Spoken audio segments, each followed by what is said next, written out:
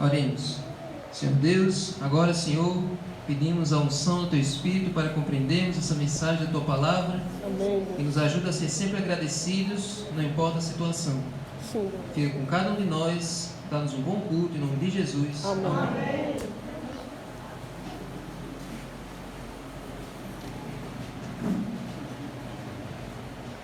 Então, mais uma vez, feliz sábado a todos. Hoje nós vamos dar uma mensagem muito importante e que nós muitas vezes passamos pela mesma situação que esse personagem da Bíblia passou em um determinado momento da sua vida.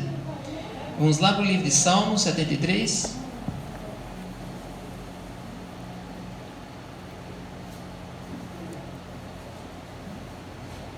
Nós vimos na música a importância de nós sermos gratos, nós sermos agradecidos a Deus, não importa a situação. Acontece que, na maioria das vezes, nós passamos por diversas injustiças ao longo da vida. Muitas vezes a gente se perguntou, por que isso está acontecendo comigo? Ou se não é com a gente pergunta, por que isso aconteceu com fulano de tal? Por que isso tem acontecido, essas tragédias têm acontecido por aí, pelo mundo afora? Então muitas pessoas, elas se questionam o porquê das injustiças.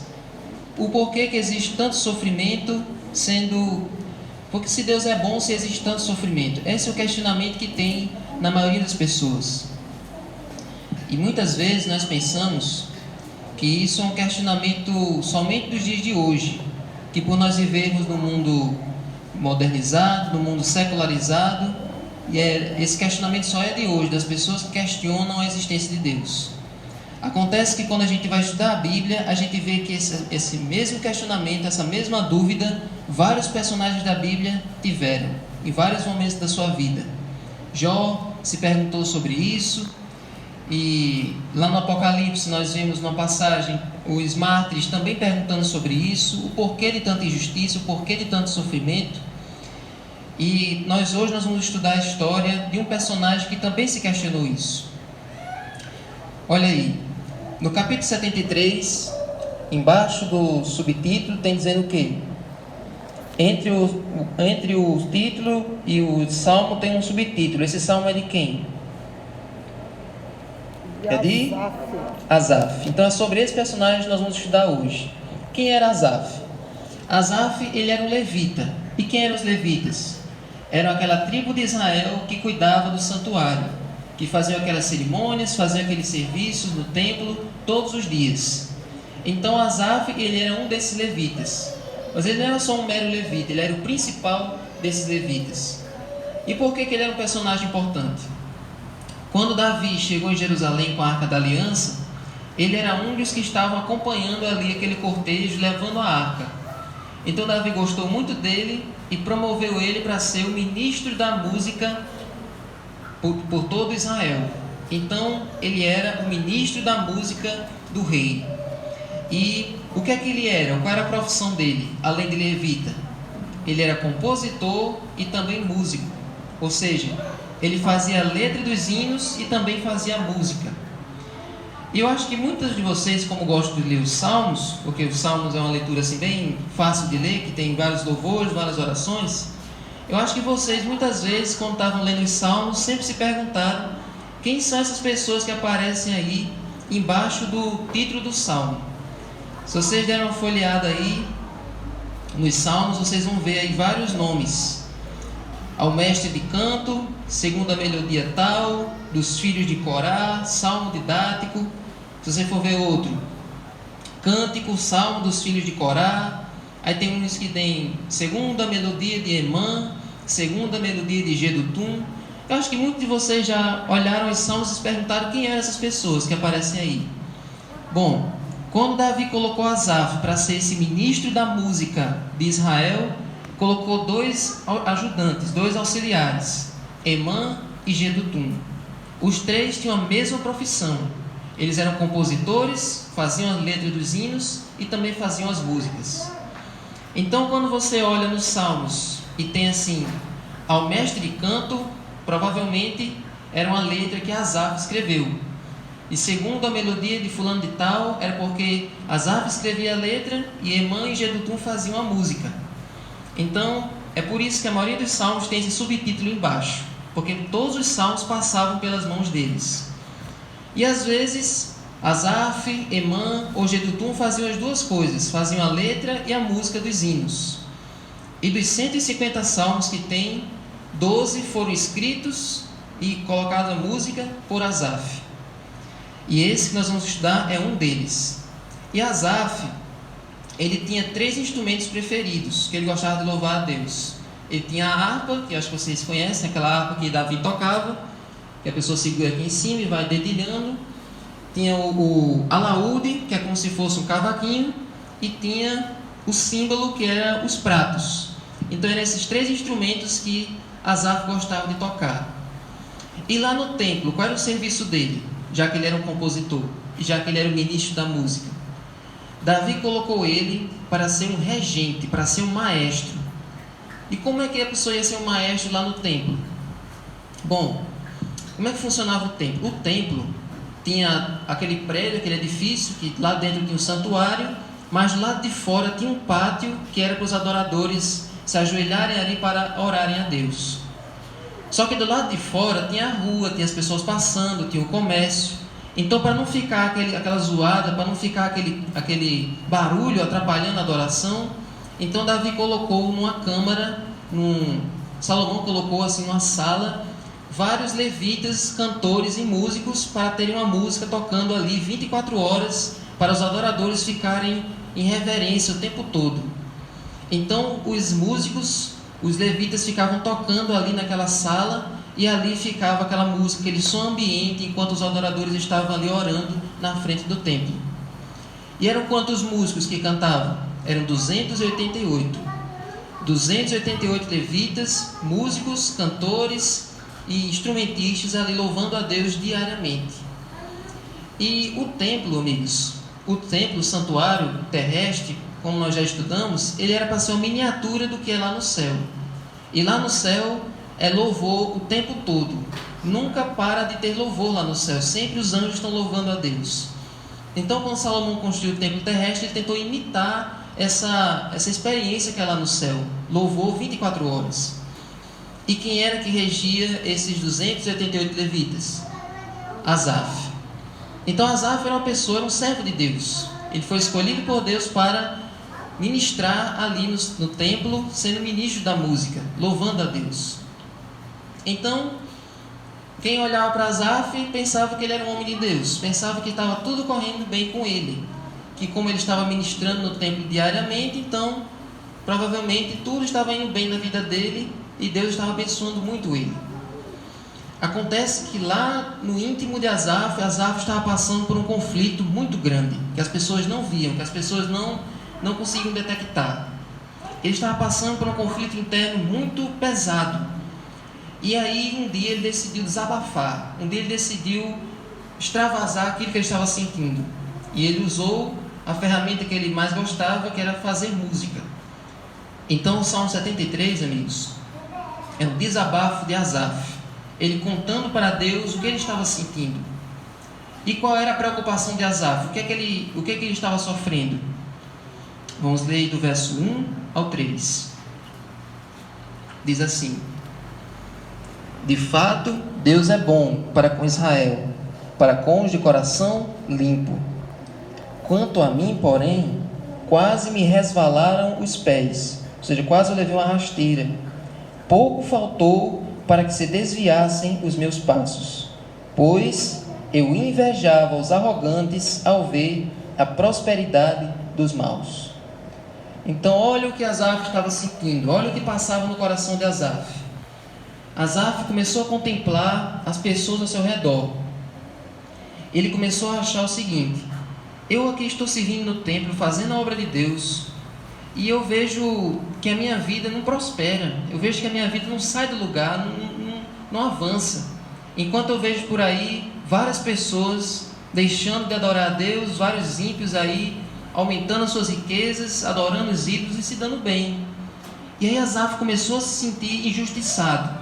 Asaf começou a se sentir desprezado por Deus. E aquilo foi deixando ele cada vez mais triste, deixando ele cada vez mais preocupado. E aí, quando ele começou a ver a prosperidade dos perversos, a prosperidade dos ímpios, e aí ele começou a se comparar com eles, começou a se achar injustiçado. E agora ele começa a descrever o que é que os ímpios faziam. A partir do verso 6. Olha o que ele diz que os ímpios faziam. Como era a característica dos ímpios? Por isso, a soberba os cinge como um colar. Eles são arrogantes. E a violência os envolve como um manto. Os olhos saltam-lhes de tanta gordura, ou seja, eles comem demais. E do coração deles brotam fantasias. Eles inventam novas formas de fazer o mal.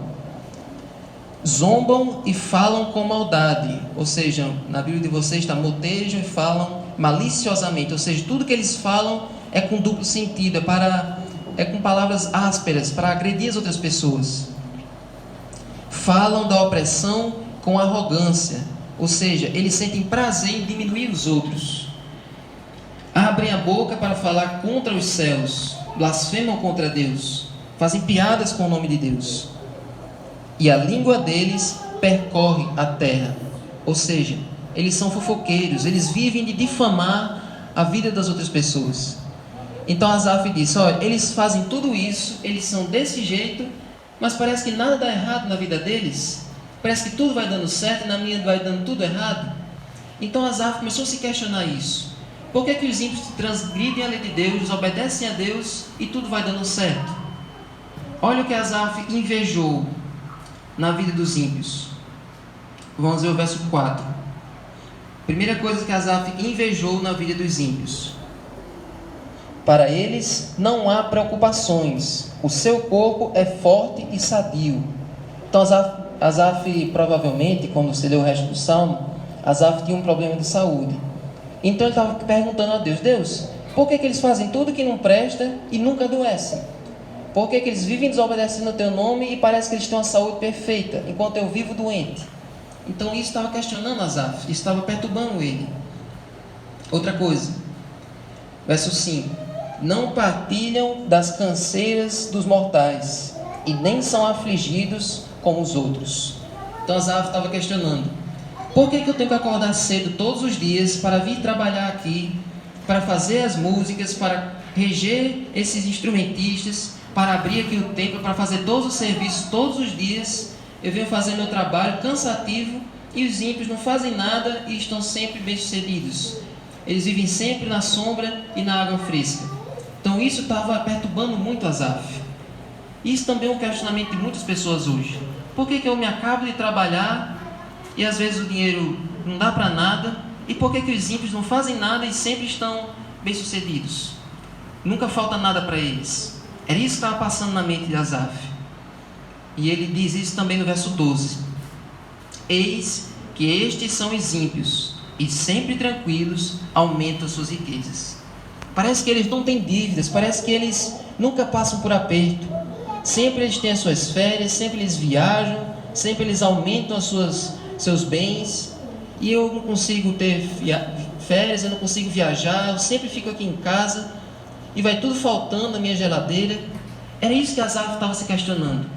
Por que eu, sendo temente a Deus, fiel a Deus, sofro tanto, e por que eles, desobedecendo a Deus, parece que estão se dando bem? Então, era isso que Asaf estava se questionando, era isso que estava passando na mente de Asaf. E amigos, isso também é um pensamento que muitas vezes as pessoas têm. Eu acho que você também já deve ter se perguntado isso. Quantas vezes você também já se sentiu injustiçado? Quantas vezes você já questionou a sua vida cristã? Quantas vezes também já se questionou a entrega, a dedicação que você tem à obra de Deus? Então, se Asaf era um servo de Deus, estava passando por isso, nós também muitas vezes podemos em algum momento da vida ter esse mesmo pensamento. Agora, vamos ler essa frase aqui, que essa frase tem todo o sentido. Vamos ler essa frase aqui desse economista brasileiro, lá do começo do século passado. Ele reflete esse mesmo pensamento de Asaf, Rui Barbosa. Ele diz: de tanto ver triunfar as nulidades, de tanto ver prosperar a desonra, de tanto ver crescer a injustiça, de tanto ver agigantarem-se os poderes nas mãos dos maus, o homem chega a ter vergonha de ser honesto. Então, nos dias de hoje, muitas vezes a gente faz o nosso papel, faz a nossa obrigação como cidadãos, mas a gente vê a corrupção, a gente vê a maldade do ser humano aumentando cada vez mais, e às vezes, como Rui Barbosa, nós temos essa mesma sensação. Às vezes dá até vergonha. Agora, vamos analisar o que estava passando na mente de Asaf. No que é que Asaf acreditava? Vamos ler novamente o verso 1. De fato, Deus é bom para com Israel, para com os de coração limpo. Amém. Olha o que Asaf acreditava. Asaf acreditava na lei da justa retribuição. Ou seja, se eu sou desobediente, eu sou castigado. Mas se eu sou obediente, devem vir as bênçãos. Ou seja, a obrigação de Deus, já que eu sou obediente a Ele, é me abençoar. Era assim que Asaf acreditava. Deus é obrigado a me abençoar se eu for obediente. Então era por isso que quando começou a ver dificuldades na vida dele, ele ficou abalado. Porque ele acreditava que se ele vivesse seguindo as regras, se ele fosse bom, se ele fizesse boas obras, ele ia receber as bênçãos inevitavelmente. E amigos, isso é um pensamento errado, isso é um pensamento que não é bíblico. As bênçãos, elas são fruto da graça de Deus. Nós não merecemos as bênçãos. Por mais boas obras que nós façamos, por mais corretos que nós vivamos, nós não merecemos as bênçãos. Elas são uma dádiva de Deus, elas são um presente de Deus para nós. E isso evita que a gente tenha esse mesmo tipo de pensamento que Asaf teve. E olha o que ele chegou a dizer. Vamos ler novamente o verso 2. Quanto a mim, porém, quase me resvalaram os pés. Pouco faltou para que se desviassem os meus passos. Então veja, diante de todo aquilo que ele estava sentindo, ele quase se afastava, quase deixava de seguir a Deus. Ele disse, faltou muito pouco para eu deixar de louvar a Deus, de adorar a Deus e vir aqui para o templo. Então ele deve ter sentido essa tentação em algum momento ali dessa parte da sua vida, de deixar de louvar no templo de Deus para talvez louvar no templo dos pagãos, louvar os ídolos, como muitas pessoas hoje fazem. Muitas pessoas que um dia usaram seus dons para Deus, acabam usando seus dons para o inimigo de Deus. Essa tentação é uma tentação que acontecia no tempo da Bíblia com frequência. Por isso nós estamos estudando no Reavivados e nós vemos que nenhum dos reis de Israel adorava a Deus. Esses reis que nós estudamos no Reavivados, Jeú foi o único que quase viveu uma vida reta diante de Deus, mas todos os outros sempre caíam no pecado da idolatria. E os reis de Judá, a maioria deles também caiu no pecado da idolatria. Então essa era uma tentação forte, e por isso que Asaf em algum momento deve ter sentido essa vontade de deixar os caminhos de Deus para seguir os ídolos. Então ele sentiu essa tentação, ele sentiu essa frustração, e ele revela isso no verso 13 e 14. Com certeza foi inútil conservar puro meu coração e lavar as mãos na inocência, pois o dia inteiro eu sou afligido e a cada manhã eu sou castigado. De nada adiantou minha dedicação, de nada adiantou minha consagração. Era isso que Asaf pensava. E, irmãos, nós vamos ler agora um texto que fala justamente sobre isso. Esses pensamentos negativos, essa atitude de Asaf, ela leva à apostasia. Ela nos leva para longe de Deus. Olha o que Ellen White fala sobre isso. Satanás ainda procura conseguir a ruína da alma. Uma longa operação preparatória, desconhecida ao mundo, tem lugar no coração, antes que o cristão cometa abertamente o pecado. Ou seja, o cristão ainda nem cometeu um pecado aberto, mas Satanás já começa a trabalhar lá no íntimo para fazer destruir a fé do cristão. E mais, olha o que ele diz. A alma, ela não desce imediatamente da pureza e santidade para a depravação, corrupção e crime. Ou seja, não é uma coisa do dia para a noite. Leva tempo para que se degradem aqueles que foram formados à imagem de Deus ao estado brutal e satânico. Ou seja, a apostasia é um processo lento, é um processo gradual. você vai deixando de ter gosto pelas coisas de Deus, vai deixando de frequentar a igreja, vai deixando de ler a Bíblia, e esse processo vai aos poucos levando você para longe de Deus. A apostasia, ela é um processo gradual, e tudo começa com a dúvida, tudo começa com um questionamento, que você vai alimentando, e aí Satanás vai colocando outras dúvidas, até que você deixa de crer na palavra de Deus completamente. E mais, pelo contemplar, nos transformamos. Alimentando pensamentos impuros, o homem pode de tal maneira conduzir a mente que o pecado que uma vez odiava se tornará agradável. E olha o que Satanás faz. Antigamente você não gostava daquele pecado, você odiava praticar aquilo. Quando você temia Deus, você evitava fazer aquilo. Mas agora que você está longe de Deus, aquilo que você detestava agora se torna agradável para você. Então Satanás vai fazendo o pecado se tornar agradável, vai fazendo o pecado fazer parte do seu estilo de vida. É isso que acontece quando a pessoa deixa de servir a Deus, deixa de adorar a Deus. Então tudo isso poderia ter acontecido com Asaf, se ele tivesse dado corda para suas dúvidas, se ele tivesse dado corda para aquilo que estava passando no seu coração. Só que graças a Deus, Asaf não se afastou. Amém. Graças a Deus, Asaf não deixou a dúvida reinar no seu coração. E agora, amigos, nós vamos ver o que Asaf fez para que a dúvida não conquistasse espaço no coração dele e para que ele não se afastasse de Deus. Vamos ler o verso 15. Olha o que Asaf fez. Se eu tivesse pensado em falar tais palavras, aí eu já teria traído a geração dos teus filhos, ó Deus. A primeira coisa que Asaf fez, como uma salvaguarda contra a tentação, e a primeira coisa que nós devemos fazer para não deixar a dúvida tomar conta do nosso coração, é não falar dessa dúvida para os outros, é não espalhar essa dúvida na mente das outras pessoas. O que foi que Satanás fez lá no céu para convencer os anjos de que Deus era um tirano? Quando Satanás cometeu o pecado da inveja, o que foi que ele fez com os outros anjos? Foi o que Lúcifer fez. Ele começou a espalhar dúvida na mente dos outros anjos.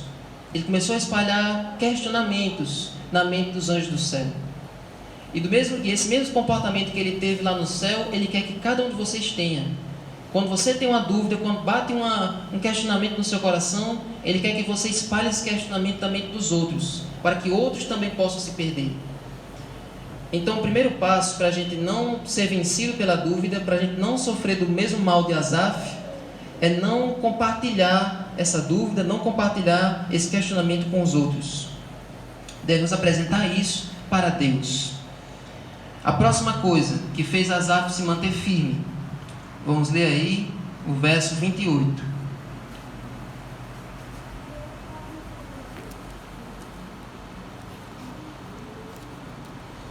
Diz assim: quanto a mim, bom é estar perto de Deus.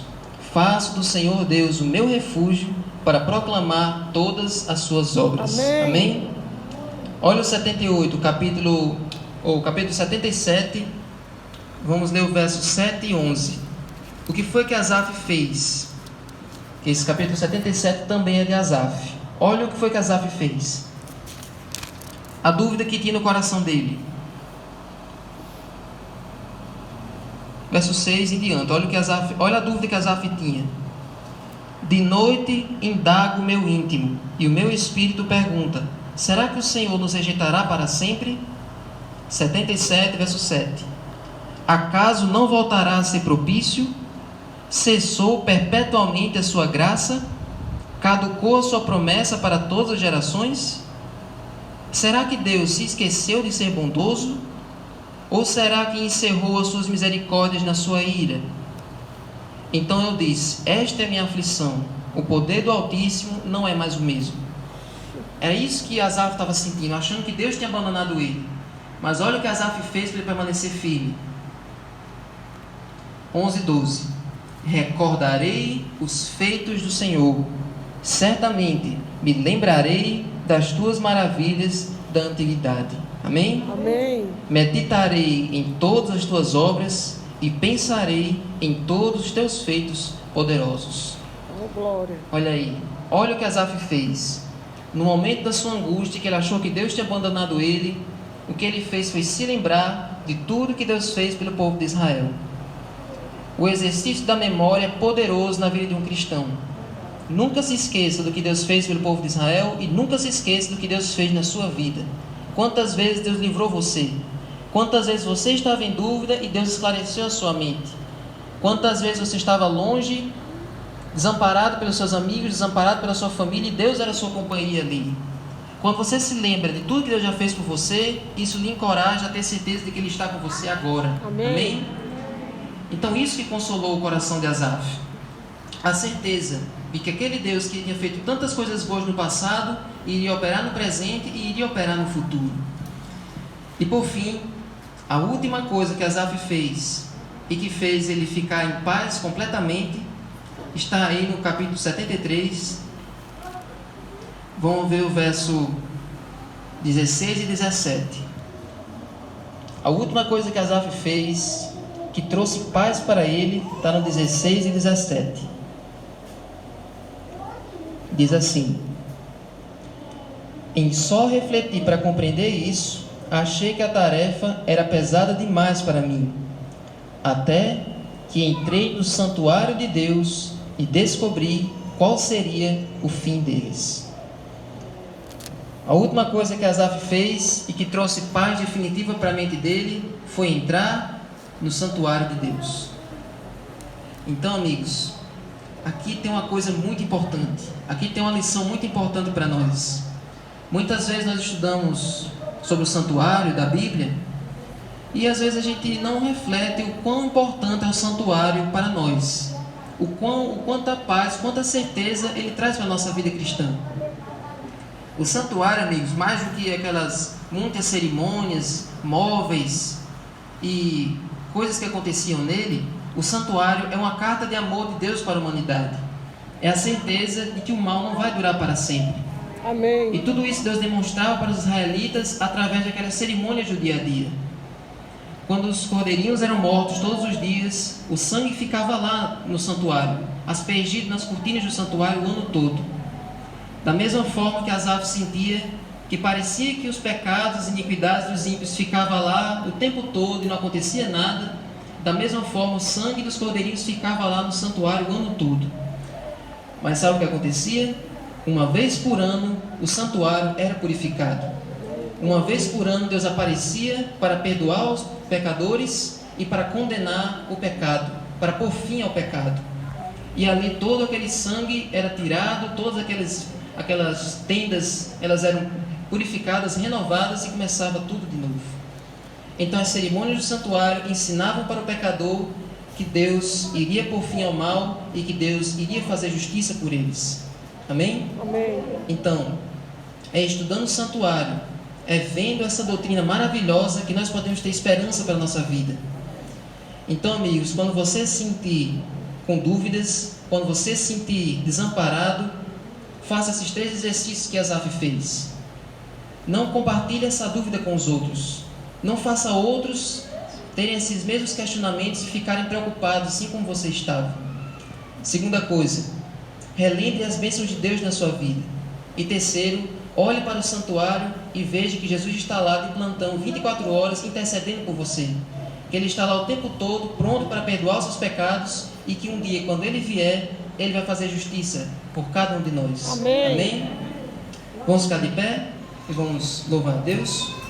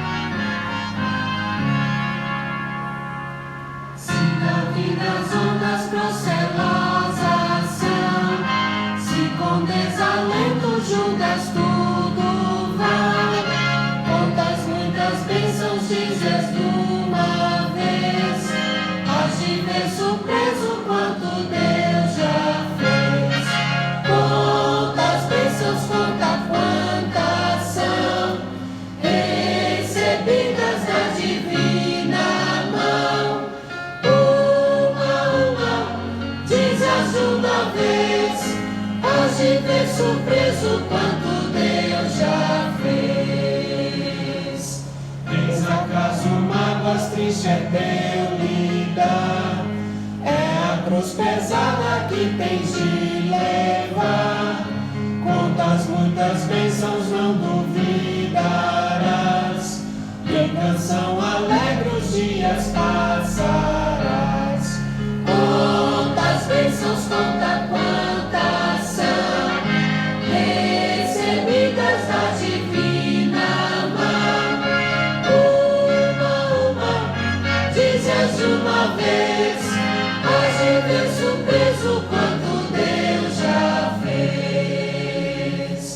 Quando vires outros com seu ouro e bens, lembra que tesouros prometidos tens. Nunca os bens da terra poderão comprar a mansão celeste que tu vais morar. Quantas bênçãos, conta quantas são recebidas da divina mão. Uma, dize-as de uma vez, hás de ver surpreso quanto Deus já fez. Seja teu conflito fraco ou forte aqui, não te desanimes, cuida Deus de ti. Seu divino auxílio minorando o mal, dá-te-á consolo sempre até o final. Quantas bênçãos, conta quantas são recebidas da divina mão. Uma, dize-as de uma vez, hás de ver surpreso quanto Deus já fez. Amém. Oremos. Senhor Deus, te pedimos, Senhor, para que hoje nós possamos contar as bênçãos que o Senhor tem efetuado em nossa vida, para que o nosso coração fique confortado, para que o nosso coração seja consolado diante das injustiças ao nosso redor. Amém. Nos ajuda a confiar no Teu amor, na Tua companhia, que nunca nos deixe em nenhum momento, e nos ajuda, Senhor, a olhar para o santuário e ao vermos atrás daquele véu, vermos nosso Salvador intercedendo por nós, nós possamos ter certeza de que nossos pecados estão sendo perdoados e que um dia o Senhor dará fim ao mal e vai nos dar essa mansão celeste que ouro nenhum pode comprar. Amém. Fica conosco, nos ajuda a aprender com as histórias desses personagens da Bíblia, que ao olharmos para os erros e acertos deles, nós possamos ter uma vida cristã mais saudável, mais positiva e com mais esperança no futuro. Amém. Fica conosco, despede-nos em paz para nossas casas e que à tarde possamos nos reunir para levar o Teu Evangelho a outros, em nome de Jesus. Amém.